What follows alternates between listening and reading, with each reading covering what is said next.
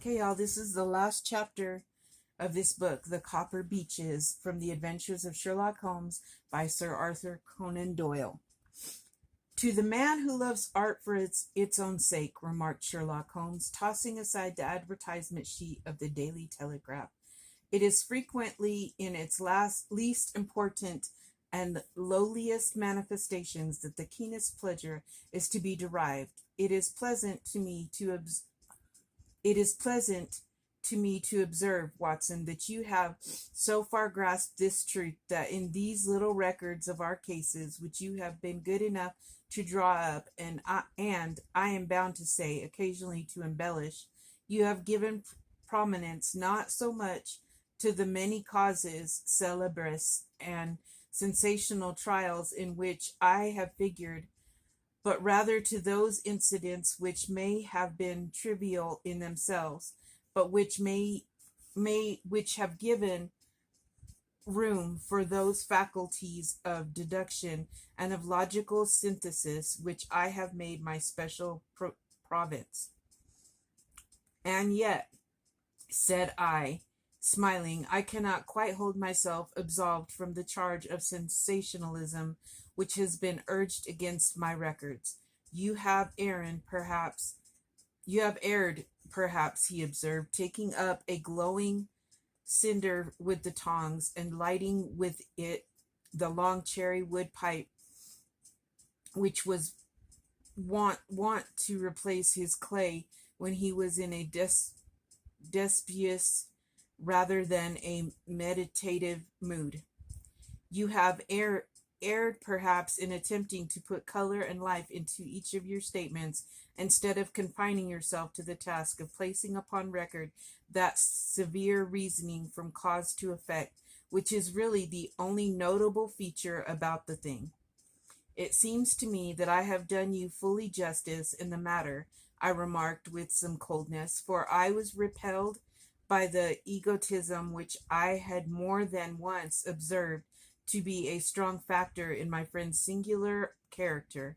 No, it is not selfishness or conceit, said he, answering, as was his wont, my thoughts rather than my words. If I claim full justice for my art, it is because it is an important thing, an impersonal thing, a thing beyond myself.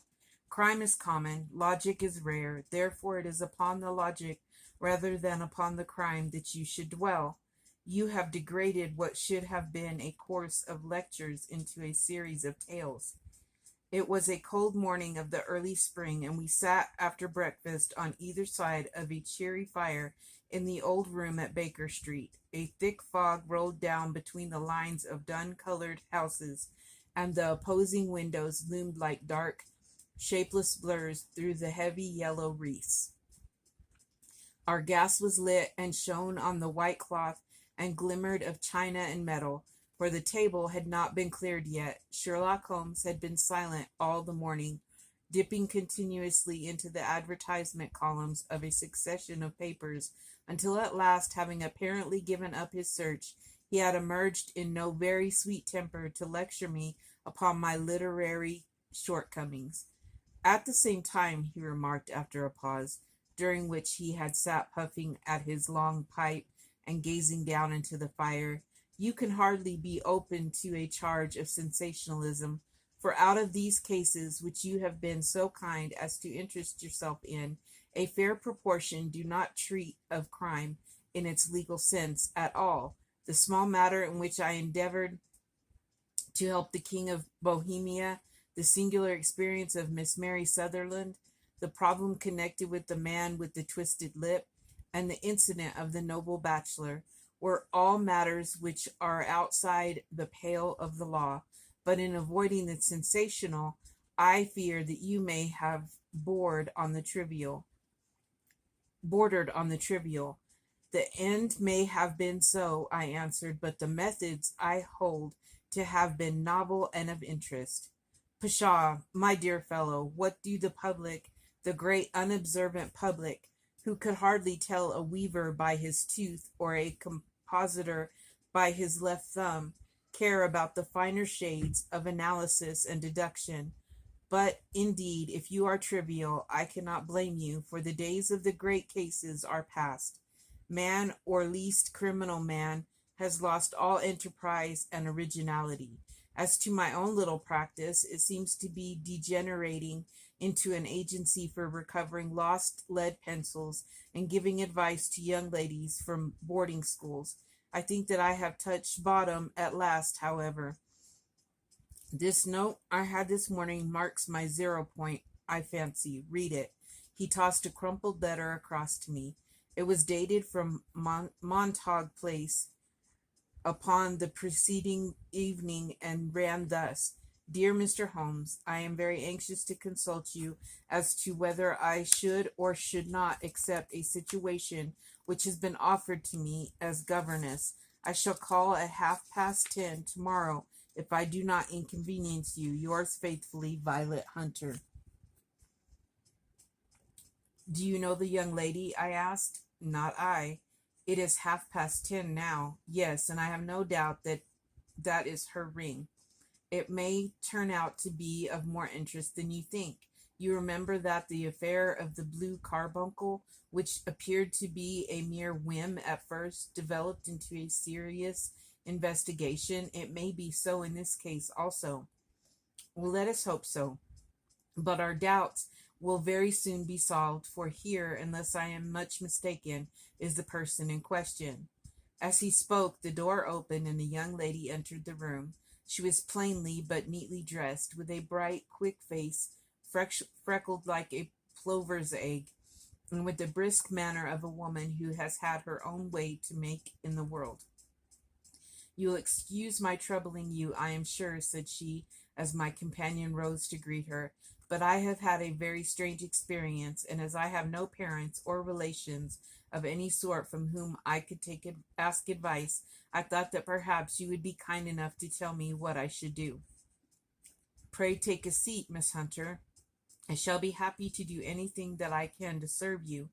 I could see that Holmes was favorably impressed by the manners and speech of his new client.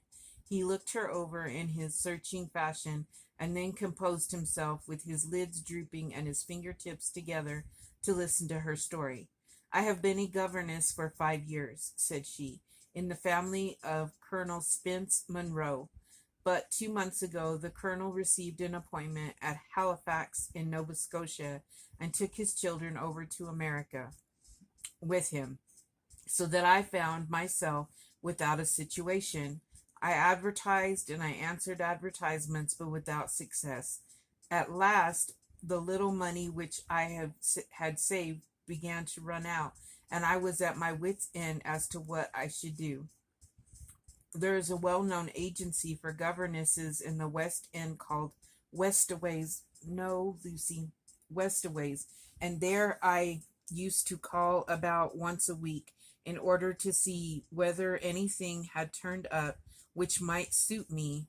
Westaway was the name of the founder of the business, but it is really managed by Miss Stoper. She sits in her own little office, and the ladies who are seeking employment wait in an anteroom and are then shown in one by one, when she consults her ledgers and sees whether she has anything which would suit them. Well, when I called last week, I was shown into the little office as usual, but I found that Miss Stoper was not alone. A prodigiously stout man, with a very smiling face, and a great heavy chin which rolled down in fold upon fold over his throat, sat at her elbow with a pair of glasses on his nose. Looking very earnestly at the ladies who entered, as I came in, he gave quite a jump in his chair and turned quickly to Miss Stoper. That will do, said he. I could not ask for anything better. Capital, capital. He seemed quite enthusiastic and rubbed his hands together in the most genial fashion. He was such a comfortable-looking man that it was quite a pleasure to look at him. You are looking for a situation, miss? He asked. Yes, sir. As governess? Yes, sir. And what salary do you ask? I had £4 a month in my last place with Colonel Spence Monroe. Oh, tut, tut, sweating, rank sweating, he cried throwing his fat hands out into the air like a man who is in a boiling passion. How could anyone offer so pitiful a sum to a lady with such attractions and accomplishments? My accomplishments, sir, may be less than you imagine, said I. A little French, a little German, music, and drawing. Tut, tut, he cried. This is all quite beside the question. The point is, have you or have you not the bearing and deportment of a lady? There it is in a nutshell. If you have not, you are not fitted for the rearing of a child who may some day play a considerable part in the history of the country. But if you have, why then, how could any gentleman ask you to condescend to accept anything under the three figures? Your salary with me, madam, would commence at £100 a year. You may imagine, Mr. Holmes, that to me, destitute as I was, such an offer seemed almost too good to be true. The gentleman, however, seeing perhaps the look of incredulity upon my face, opened a pocketbook and took out a note. It is also my custom, said he, smiling in the most pleasant fashion until his eyes were just two little shining slits amid the white creases of his face, to advance to my young ladies half their salary beforehand, so that they may meet any little expenses of their journey and their wardrobe. It seemed to me that I had never met so fascinating and so thoughtful a man. As I was already in debt to my tradesmen, the advance was a great convenience, and yet there was something unnatural about the whole transaction, which made me wish to know a little more before I quite committed myself. May I ask where you live, sir? Said I. Hampshire, charming rural place, the Copper Beeches, 5 miles on the far side of Winchester. It is the most lovely country, my dear young lady, and the dearest old country house. And my duties, sir, I should be glad to know what they would be. One child, one dear little romper, just 6 years old. Oh, if you could see him killing cockroaches with a slipper, smack, smack, smack, 3 gone before you could wink. He leaned back in his chair and laughed his eyes into his head again. I was a little startled at the nature of the child's amusement, but the father's laughter made me think that perhaps he was joking. My sole duties, then, I asked, are to take charge of a single child.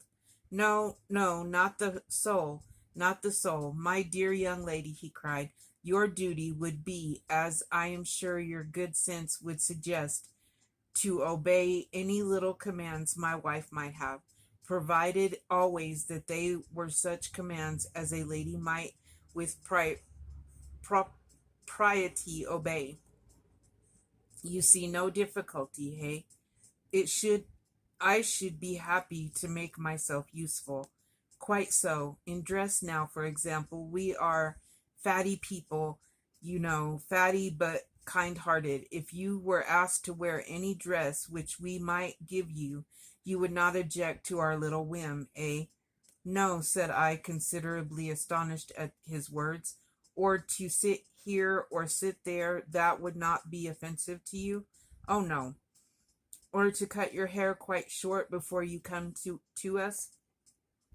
I could hardly believe my ears. As you may observe, Mr. Holmes, my hair is somewhat luxuriant and of a rather peculiar tint of chestnut. It has been considered artistic. I could not dream of sacrificing it in this offhand fashion. I am afraid that is quite impossible, said I. He had been watching me eagerly out of his small eyes, and I could see a shadow pass over his face as I spoke. I am afraid that it is quite essential, said he. It is a little fancy of my wife's, and ladies' fancies, madam, ladies' fancies must be consulted, and so you won't cut your hair? No, sir, I really could not, I answered firmly. Ah, very well, then that quite settles the matter. It is a pity, because in other respects you would really have done very nicely. In that case, Miss Stoper, I had best inspect a few more of your young ladies. The manageress had sat all this while busy with her papers, without a word to either of us, but she glanced at me now with so much annoyance upon her face that I could not help suspecting that she had lost a handsome commission through my referral. Do you desire your name to be kept upon the books? She asked. If you please, Miss Stoper. Well, really, it seems rather useless, since you refuse the most excellent offers in this fashion, said she sharply. You can hardly expect us to exert ourselves to find another such opening for you. Good day to you, Miss Hunter. She struck a gong upon the table, and I was shown out by the page. Well, Mr. Holmes, when I got back to my lodgings and found little enough in the cupboard and 2 or 3 bills upon the table, I began to ask myself whether I had not done a very foolish thing. After all, if these people had strange fads and expected obedience on the most extraordinary matters, they were at least ready to pay for their eccentricity. Very few governesses in England are getting £100 a year. Besides, what use was my hair to me? Many people are improved by wearing it short, and perhaps I should be among the number.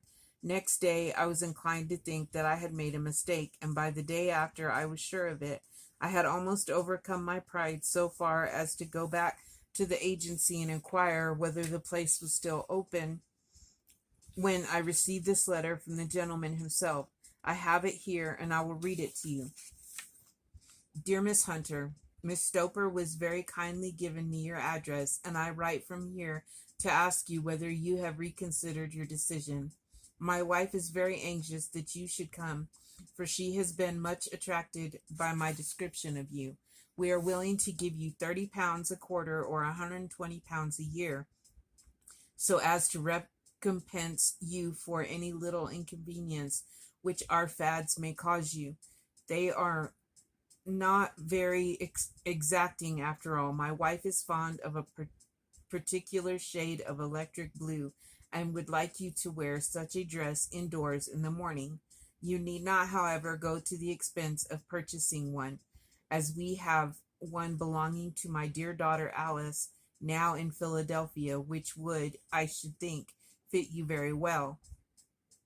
Then as to sitting here or there, or amusing yourself in any manner indicated, that need cause you no inconvenience. As regards your hair, it is no doubt a pity, especially as I could not help remarking its beauty during our short interview, but I am afraid that I must remain firm upon this point, and I only hope that the increased salary may recompense you for the loss. Your duties, as far as the child is concerned, are very light.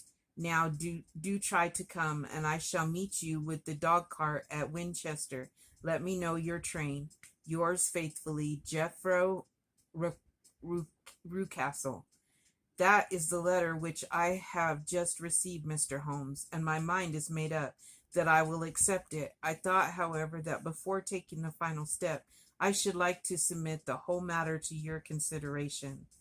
Well, Miss Hunter, if your mind is made up, that settles the question, said Holmes, smiling. But you would not advise me to refuse? I confess that it is not the situation which I should like to see a sister of mine apply for. What is the meaning of it all, Mr. Holmes? I have no idea. I have no data. I cannot tell. Perhaps you have yourself formed some opinion. Well, there seems to me to be only one possible solution. Mr. Rucastle seemed to be very kind, good-natured man. Is it not possible that his wife is a lunatic, that she desires to keep the matter quiet for fear she should be taken to an asylum, and that he humors her fancies in every way in order to prevent an outbreak? That is a possible solution. In fact, as matters stand, it is the most probable one. But in any case, it does not seem to be a nice household for a young lady. But the money, Mr. Holmes, the money. Well, yes, of course, the pay is good, too good. That is what makes me uneasy. Why should they give you £120 a year when they could have their pick for £40? There must be some strong reason behind. I thought that if I told you the circumstances, you would understand afterwards. If I wanted your help, I should feel so much stronger if I felt that you were at the back of me. Oh, you may carry that feeling away with you. I assure you that your little problem promises to be the most interesting which has come by my way for some months. There is something distinctly novel about some of the features. If you should find yourself in doubt or in danger, danger? What danger do you foresee? Holmes shook his head gravely. It would cease to be a danger if you could define it, said he, but at any time, day or night, a telegram would bring me down to your help. That is enough. She rose briskly from her chair with the anxiety all swept from her face. I shall go down to Hampshire quite easy in my mind. I shall write to Mr. Rucastle at once, sacrifice my poor hair tonight, and start from Winchester tomorrow, which a few grateful words to Mr. with a few grateful words to Mr. to Holmes. She bade us both good night and bustled off upon her way. At least, said I, as we heard her quick, firm steps descending the stairs, she seems to be a young lady who is very well able to take care of herself. And she would need to be, said Holmes gravely. I am much mistaken if we do not hear from her before many days are past. It was not very long before my friend's prediction was fulfilled. A fortnight went by, during which I frequently found my thoughts turning in her direction and wondering what strange side alley of human experience this lonely woman had strayed into. The unusual salary, the curious conditions, the light duties, all pointed to something abnormal, though whether a fad on a or a plot, or whether the man were a philanthropist or a villain, it was quite beyond my powers to determine. As to Holmes, I observed that he was frequently for half an hour on end with knitted brow and an abstracted air, but he swept the matter away with a wave of his hand when I mentioned it. Data, data, data, he cried impatiently. I can't make bricks without clay, and yet he would always wind up by muttering that no sister of his should ever have accepted such a situation. The telegram which we eventually received came late one night just as I was thinking of turning in, and Holmes was settling down to one of those all-night chemical researches which he frequently indulged in, when I would leave him stooping over a retort and a test tube at night, and find him in the same position when I came down to breakfast in the morning. He opened the yellow envelope, and then glancing at the message, threw it across to me. Just look up the trains in Bradshaw, said he, and turned back to his chemical studies. The summons was a brief and urgent one. Please be at the Black Swan Hotel at Winchester at midday tomorrow, it said. Do come. I am at my wit's end. Hunter. Will you come with me? Asked Holmes, glancing up. I should wish to. Just look it up then. There is a train at 9:30, and said I, glancing over my Bradshaw, it is due at Winchester at 11:30. That will do very nicely. Then perhaps I had better postpone my analysis of the acetones, as we may need to be at our best in the morning. By 11 o'clock the next day we were well upon our way to the old English capital. Holmes had been buried in the morning paper all the way down, but after we had passed the Hampshire border, he threw them down and began to admire the scenery. It was an ideal spring day, a light blue sky flecked with little fleecy white clouds drifting across from west to east. The sun was shining very brightly, and yet there was an exhilarating nip in the air which set an edge to a man's energy. All over the countryside, away to the strolling hills around Aldershot, the little red and gray roofs of the farm steadings peeped out from amid the light green of the new foliage. And are they not fresh and beautiful? I cried with all the enthusiasm of a man fresh from the fogs of Baker Street. But Holmes shook his head gravely. Do you know, Watson, said he, that it is one of the curses of a mind with a turn like mine that I must look at everything with reference to my own special subject. You look at these scattered houses and you are impressed by their beauty.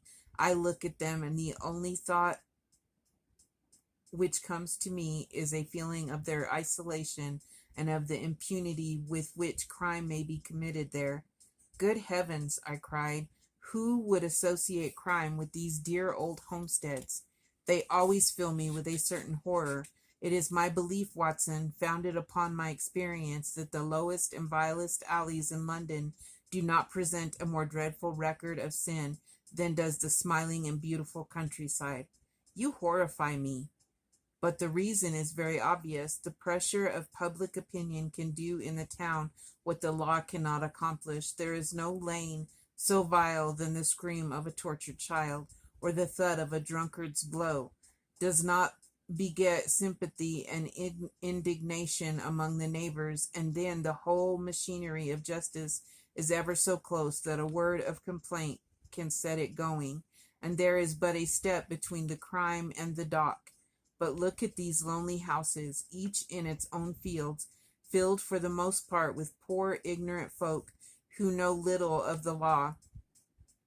Think of the deeds of hellish cruelty, the hidden wickedness which may go on, year in, year out, in such places, and none the wiser. Had this lady who appeals to us for help gone to live in Winchester, I should never have had a fear for her. It is the 5 miles of country which makes the danger. Still, it is clear that she is not personally threatened. No, if she can come to Winchester to meet us, she can get away. Quite so, she has her freedom. What can the matter then? Can you suggest no explanation? I have devised 7 separate explanations, each of which would cover the facts as far as we know them, but which of these is correct can only be determined by the fresh information which we shall no doubt find waiting for us. Well, there is the tower of the cathedral, and we shall soon learn all that Miss Hunter has to tell. The Black Swan is an inn of repute in the High Street, at no distance from the station, and there we found the young lady waiting for us. She had engaged a sitting room, and our lunch awaited us upon the table. I am so delighted that you have come, said she earnestly. It is so very kind of you both, but indeed I do not know what I should do. Your advice will be altogether invaluable to me. Pray tell us what has happened to you.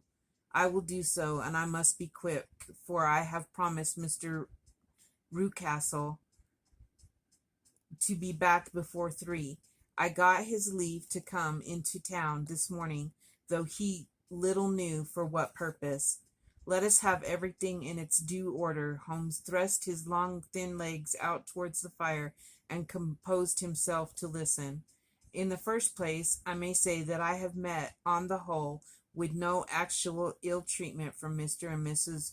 Rucastle. It is only fair to them to say that, but I cannot understand them, and I am not easy in my mind about them.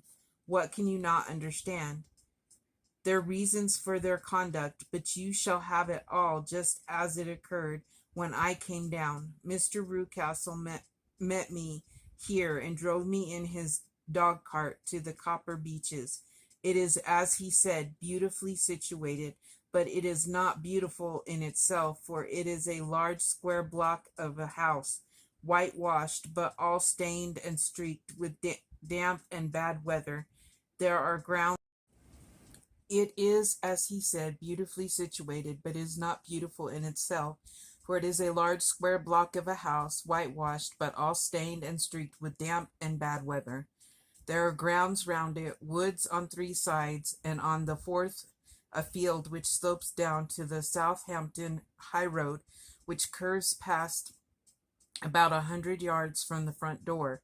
This ground in front belongs to the house, but the woods all round are part of the Lord Southerton's preserves. A clump of copper beeches immediately in front of the hall door has given its name to the place. I was driven over by my employer, who was as admirable as ever, and was introduced by him that evening to his wife and the child. There was no truth, Mr. Holmes, in the conjecture which seemed to us to be probable in your rooms at Baker Street. Mrs. Rucastle is not mad. I found her to be a silent, pale-faced woman, much younger than her husband, not more than 30, I should think, while he can hardly be less than 45.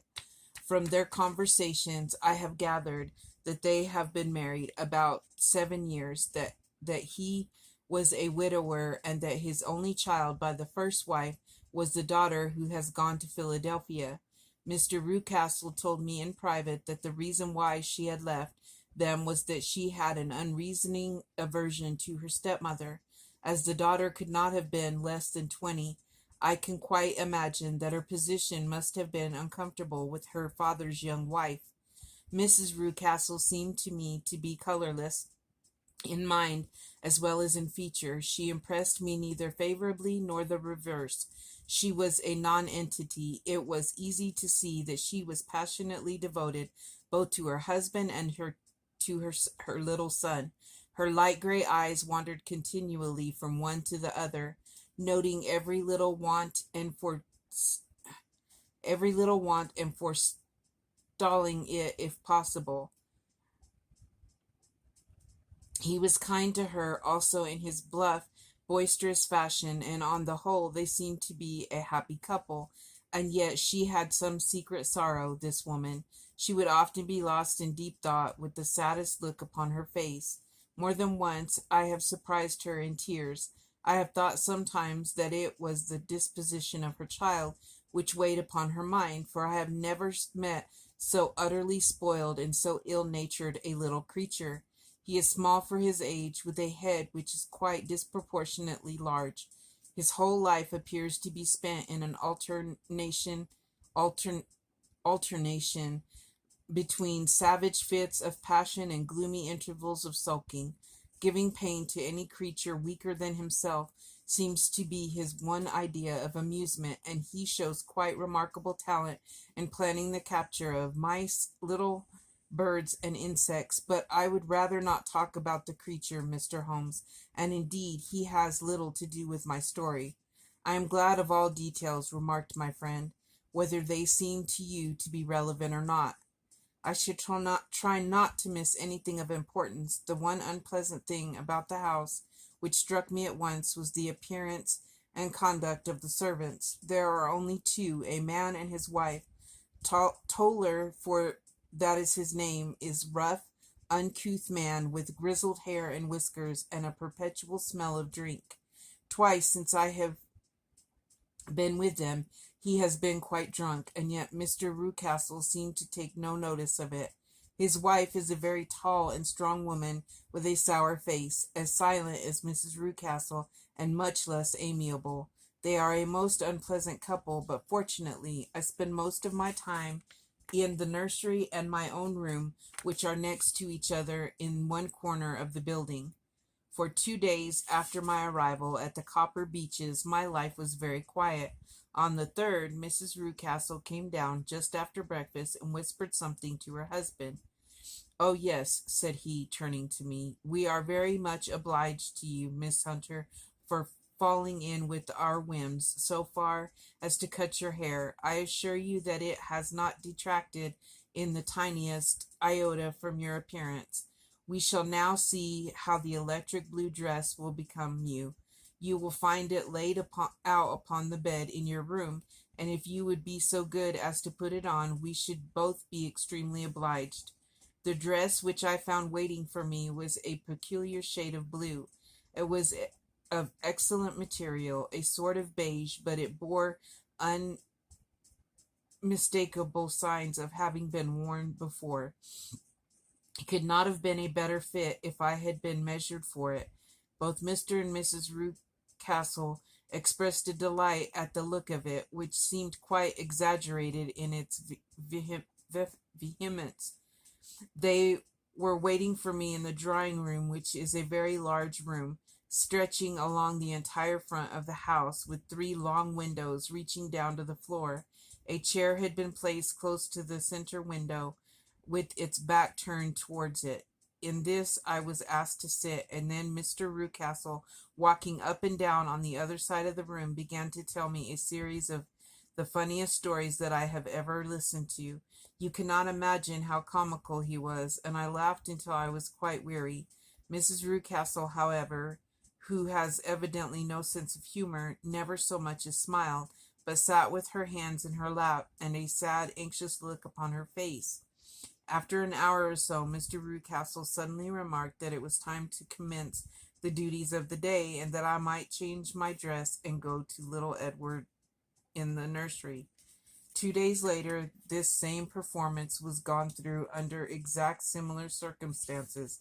Again I changed my dress, again I sat in the window, and again I laughed very heartily at the funny stories of which my employer had an immense repertoire, and which he told inimitably. Then he handed me a yellow-backed novel, and moving my chair a little sideways, that my own shadow might not fall upon the page, he begged me to read aloud to him. I read for about 10 minutes, beginning in the heart of a chapter, and then suddenly, in the middle of a sentence, he ordered me to cease and to change my dress. You can easily imagine, Mr. Holmes, how curious I became as to what this as to what the meaning of this extraordinary performance could possibly be. They were always very careful, I observed, to turn my face away from the window, so that I became consumed with the desire to see what was going on behind my back. At first it seemed to be impossible, but I soon devised a means. My hand mirror had been broken, so a happy thought seized me, and I concealed a piece of glass in my handkerchief. On the next occasion, in the midst of my laughter, I put my handkerchief up to my eyes, and was able with a little management to see all that there was behind me. I confess that I was disappointed. There was nothing, at least that was my first impression. At the second glance, however, I perceived that there was a man standing in the Southampton Road, a small bearded man in a grey suit, who seemed to be looking in my direction. The road is an important highway, and there are usually people there. This man, however, was leaning against the railings which bordered our field, and was looking earnestly up. I lowered my handkerchief and glanced at Mrs. Rucastle, to find her eyes fixed upon me with a most searching gaze. She said nothing, but I am convinced that she had divined that I had a mirror in my hand, and had seen what was behind me. She rose at once. "Jeffro," said she, "there is an impertinent fellow upon the road there who stares up at Miss Hunter." "No friend of yours, Miss Hunter?" he asked. "No, I know no one in these parts." "Dear me, how very impertinent. Kindly turn round and motion to him to go away." "Surely it would be better to take no notice." "No, no, we should have him loitering here always. Kindly turn round and wave him away like that." I did as I was told, and at the same instant Mrs. Rucastle drew down the blind. That was a week ago, and from that time I have not sat again in the window, nor have I worn the blue dress, nor seen the man in the road. "Pray continue," said Holmes. Your narrative promises to be a most interesting one. You will find it rather disconnected, I fear, and there may prove to be little relation between the different incidents of which I speak. On the very first day that I was at Copper Beeches, Mr. Rucastle took me to a small outhouse which stands near the kitchen door. As we approached it, I heard the sharp rattling of a chain, and the sound as of a large animal moving about. "Look in here," said Mr. Rucastle, showing me a slit between two planks. "Is he not a beauty?" I looked through, and was conscious of two glowing eyes, and of a vague figure huddled up in the darkness. "Don't be frightened," said the employer, laughing at the start which I had given. "It's only Carlo, my mastiff. I call him mine, but really old Toller, my groom, is the only man who can do anything with him. We feed him once a day, and not too much then, so that he is always as keen as mustard. Toller lets him loose every night, and God help the trespasser whom he lays his fangs upon. For goodness sakes, don't you ever on any pretext set your foot over the threshold at night, for it's as much as your life is worth. The warning was no idle one, for 2 nights later I happened to look out of my bedroom window about 2 o'clock in the morning. It was a beautiful moonlight night, and the lawn in front of the house was silvered over and almost as bright as day. I was standing wrapped in the peaceful beauty of the scene when I was aware that something was moving under the shadow of the Copper Beeches. As it emerged into the moonlight, I saw what it was. It was a giant dog, as large as a calf, tawny tinted and hanging jowl, black muzzle, and huge projecting bones. It walked slowly across the lawn and vanished into the shadow upon the other side. That dreadful sentinel sent a chill to my heart which I do not think that any burglar could have done. And now I have a very strange experience to tell you. I had, as you know, cut off my hair in London, and I had placed it in a great coil at the bottom of my trunk. One evening, after the child was in bed, I began to amuse myself by examining the furniture of my room and by rearranging my own little things. There was an old chest of drawers in the room, the 2 upper ones empty and open, the lower one locked. I had filled the first 2 with my linen, and as I had still much to pack away, I was naturally annoyed at not having the use of the 3rd drawer. It struck me that it might have been fastened by a mere oversight, so I took out my bunch of keys and tried to open it. The very first key fitted to perfection, and I drew the drawer open. There was only one thing in it, but I am sure that you would never guess what it was. It was my coil of hair. I took it up and examined it. It was of the same peculiar tint and the same thickness, but then the impossibility of the thing obtruded itself upon me.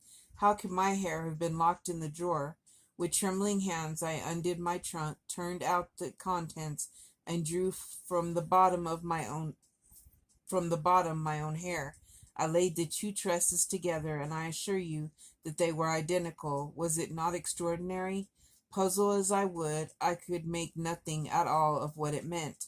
I returned the strange hair to my drawer, and I said nothing of the matter to the Rucastles, as I felt that I had put myself in the wrong by opening a drawer which they had locked.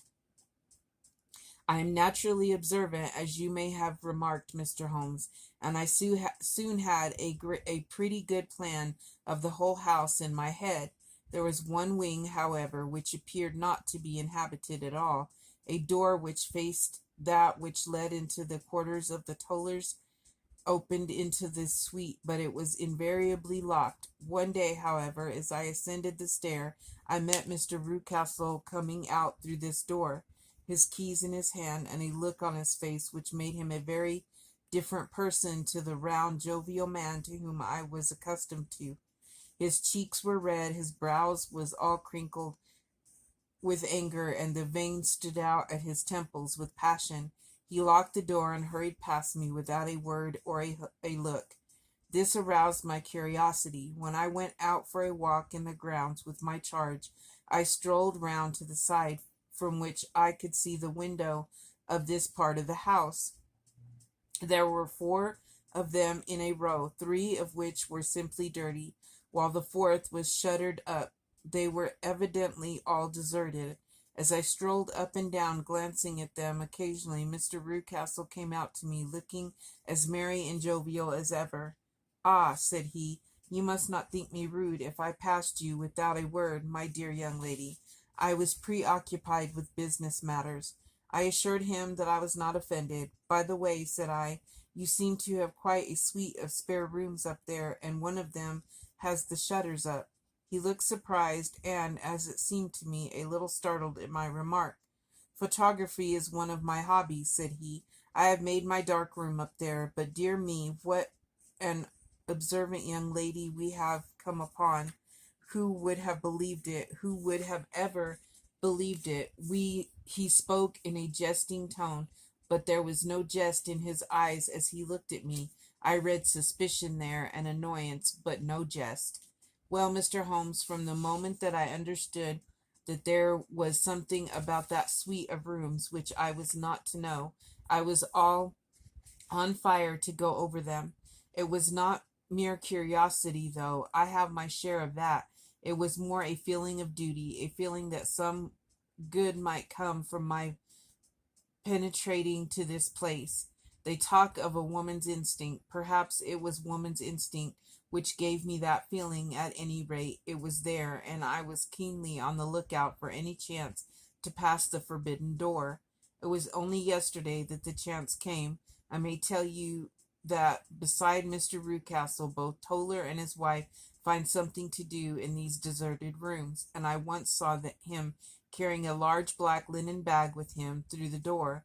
Recently he has been drinking hard, and yesterday evening he was very drunk, and when I came upstairs there was the key in the door.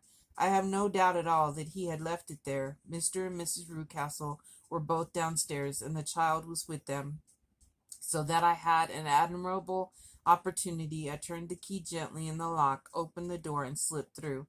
There was a little passage in front of me, unpapered and uncarpeted, which turned at a right angle at the farther end. Round this corner were three doors in a line, the first and third of which were open. They each led into an empty room, dusty and cheerless, with two windows in the one and one in the other, so thick with dirt that the evening light glimmered dimly through them. The center door closed, and across the outside of it had been fastened one of the broad bars of an iron bed. The outside of it had been fastened one of the padlocked at one end to a ring in the wall and fastened at the other with stout cord. The door itself was locked as well, and the key was not there.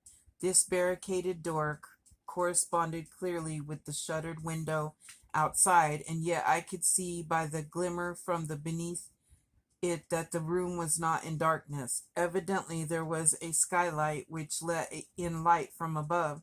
As I stood in the passage, gazing at the sinister door and wondering what secret it might veil, I suddenly heard the sound of steps within the room and saw a shadow pass backward and forward against the little slit of dim light which shone out from under the door. A mad, unreasoning terror rose up in me at the sight, Mr. Holmes. My overstrung nerves failed me suddenly, and I turned and ran as though some dreadful hand were behind me, clutching at the skirt of my dress. I rushed down the passage, through the door, and straight into the arms of Mr. Rucastle, who was waiting outside. So, said he, smiling, it was you, then. I thought that it must be when I saw the door open. Oh, I am so frightened, I panted. My dear young lady, my dear young lady, you cannot think how caressing and soothing his manner was, and what was frightening you, my dear young lady. But his voice was just a little too coaxing. He overdid it. I was keenly on my guard against him. I was foolish enough to go into the empty wing, I answered, but it is so lonely and eerie in this dim light that I was frightened and ran out again. Oh, it is so dreadful still in there. Only that? Said he, looking at me keenly. Why, what did you think? I asked. Why do you think that I locked this door? I am sure that I do not know. It is to keep people out who have no business there. Do you see? He was still smiling in the most amiable manner. I am sure if I had known. Well, then, you know now, and if you ever put your foot over that threshold again, here in an instant the smile hardened into a grin of rage, and he glared down at me with the face of a demon. I'll throw you to the mastiff. I was so terrified that I do not know what I did.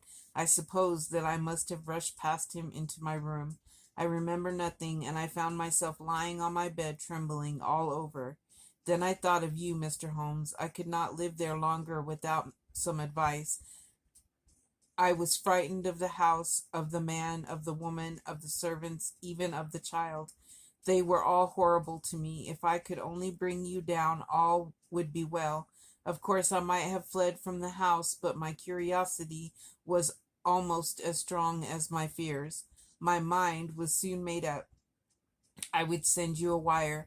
I put on my hat and cloak, went down to the office, which is about half a mile from the house, and then returned, feeling very much easier. A horrible doubt came into my mind as I approached the door, lest the dog might be loose, but I remembered that Toller had drunk himself into a state of insensibility that evening, and I knew that he was the only one in the household who had any influence with the savage creature or who would venture to set him free.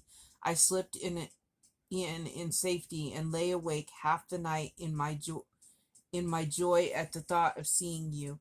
I had no difficulty in getting leave to come into Winchester this morning, but I must be back before 3 o'clock, for Mr. and Mrs. Rucastle are going on a visit and will be away all the evening, so that I must look after the child. Now I have told you all my adventures, Mr. Holmes, and I should be very glad if you could tell me what it all means, and above all, what I should do. Holmes and I had listened spellbound to this extraordinary story. My friend rose now and paced up and down the room, his hands in his pockets, and an expression of the most profound gravity upon his face. "Is Toller still drunk?" he asked. "Yes, I heard his wife tell Mrs. Rucastle that she could do nothing with him." "That is well. And the Rucastles go out tonight?" "Yes."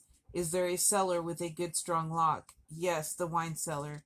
You seem to me to have acted all through this matter like a very brave and sensible girl, Miss Hunter.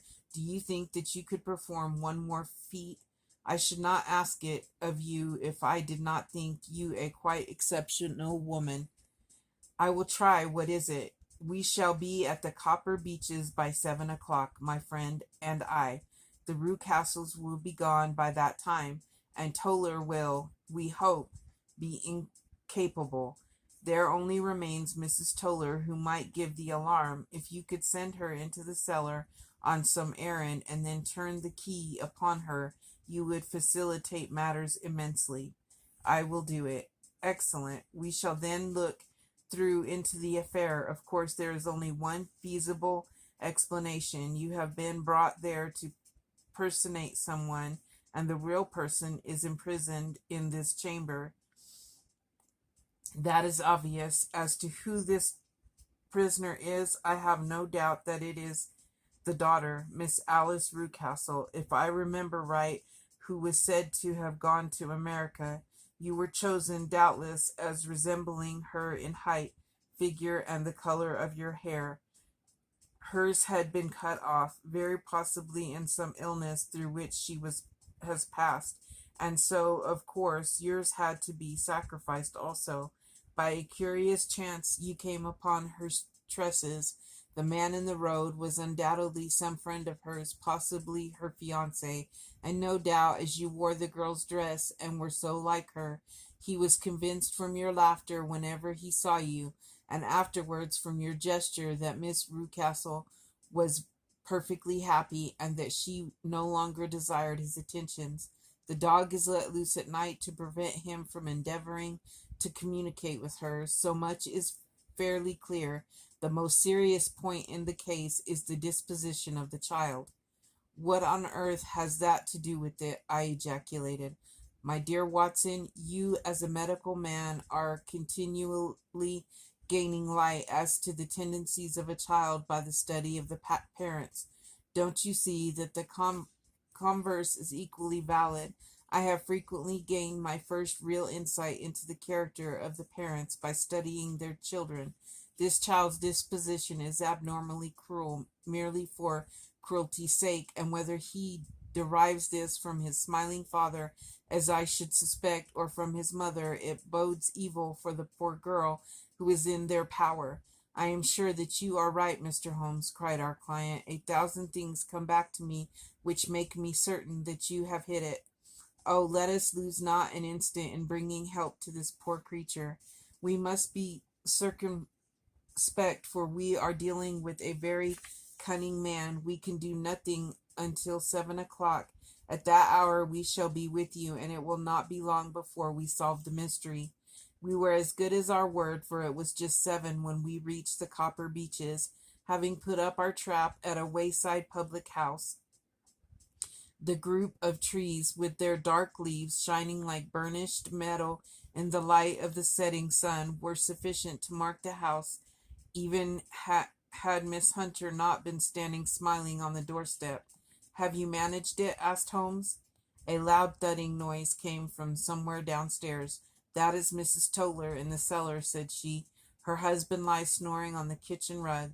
Here are his keys, which are the duplicate of Mr. Rucastle's." "You have done well indeed," cried Holmes with enthusiasm. "Now lead the way, and we shall soon see the end of this black business." He passed up the stair, unlocked the door, followed on down a passage, and found ourselves in front of the barricade which Miss Hunter had described. Holmes cut the cord and removed the traverse bar. Then he tried the various keys in the lock, but without success. No sound came from within, and at the silence Holmes' face clouded over. "I trust that we are not too late," said he. "I think, Miss Hunter, that we had better go in without you. Now, Watson, put your shoulder to it, and we shall see whether we can not make our way in." It was an old rickety door, and gave at once before our united strength.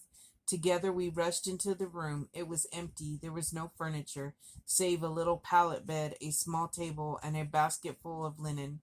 The skylight above was open, and the prisoner gone.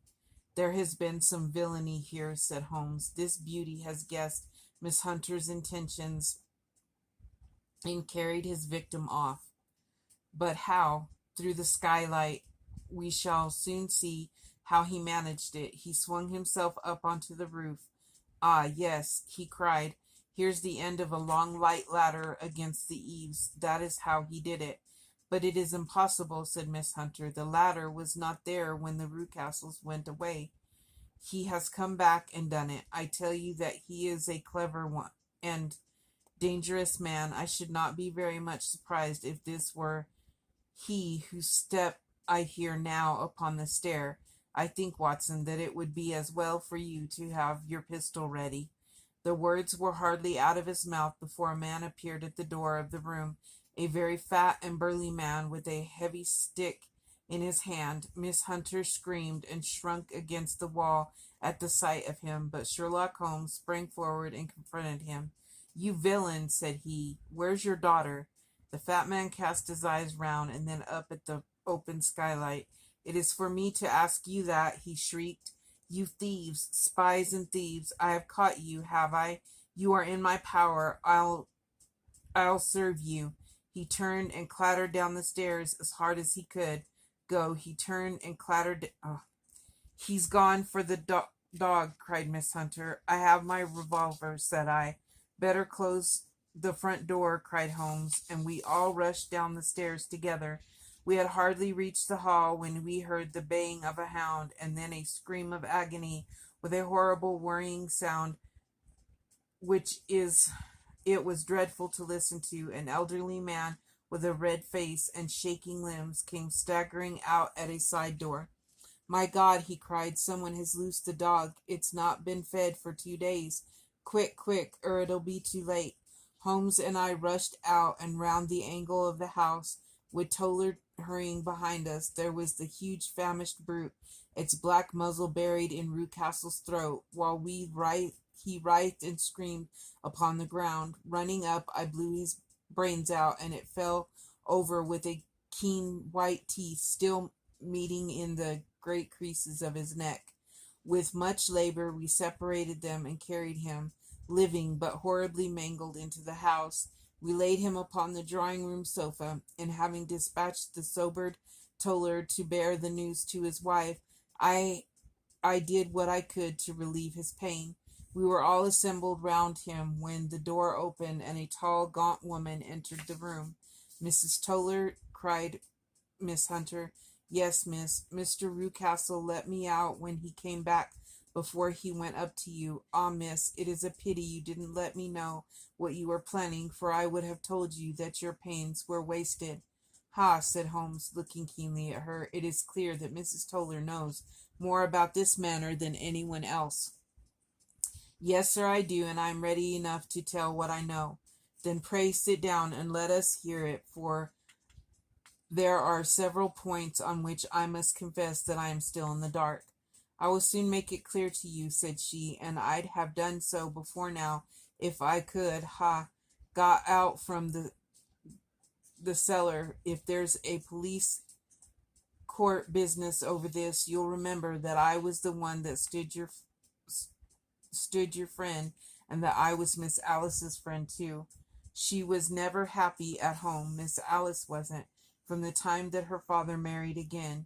She was slighted like and had no say in anything, but it never really became bad for her until after she met Mr. Fowler at a friend's house. As well as I could learn, Miss Alice had rights of her own by will, but she was so quiet and patient that she never said a word about them, but just left everything in Mr. Rucastle's hands. He knew he was safe with her, but when there was a chance of a husband coming forward who would ask for all that the law would give him, then her father thought it time to put a stop on it. He wanted her to sign a paper so that whether she married or not, he could use her money. When she wouldn't do it, he kept on worrying her until she got brain fever, and for 6 weeks was at death's door. Then she got better at last, all worn to a shadow, and with her beautiful hair cut off, but that didn't make no change in her young man, and he stuck to her as true as man could be. Ah, said Holmes, I think that what you have been good enough to tell us makes the matter fairly clear, and I can deduce all that remains. Mr. Rucastle then, I presume, took to this system of imprisonment. Yes, sir, and brought Miss Hunter down from London in order to get rid of the disagreeable persistence of Mr. Fowler. That was it, sir. But Mr. Fowler, being a persevering man, as a good seaman should be, blockaded the house, and having met you, succeeded by certain arguments, metallic or otherwise, in convincing you that your interests were the same as his.